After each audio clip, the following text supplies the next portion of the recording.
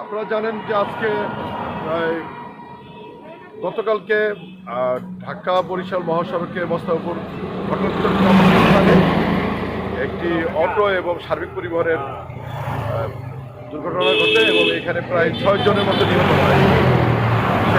সেই লক্ষ্যে আমাদের মাননীয় police super highway police Madaripur reason Faridpur মহোদয়ের নির্দেশক্রমে আমরা ঢাকা বরিশাল মহাসড়কে 3 হুইলার সংক্রান্তে আমরা অভিযান পরিচালনা করতেছি।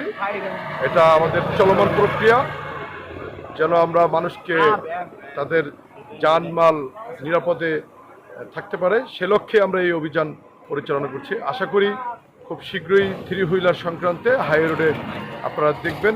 আমরা শতভাগ চেষ্টা করব যে নির্মূল করার জন্য যেন হাই রোড কেন্দ্রিক 3 হুইলারগুলো চলাচল না করে। ধন্যবাদ।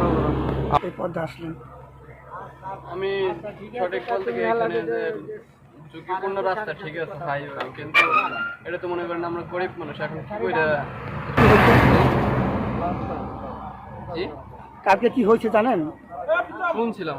শুনছেন রাস্তার সাইডে যে মাটি নাই, আপনি কিছু বলতে চান এই ব্যাপারে? কারণ হলো এই যে ঢাকা বরিশাল মহাসড়ক, এখানে সাইডে মাটি নাই।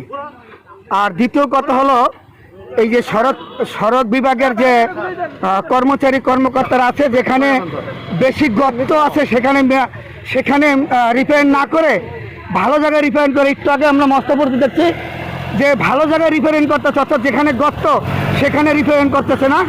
এই সংশ্লিষ্ট কর্তৃপক্ষের কাছে আমার অনুরোধ, যেখানে গর্ত সেখানে জানি রিপেয়ারিং করে। আর এই সাইডে মাটি নাই,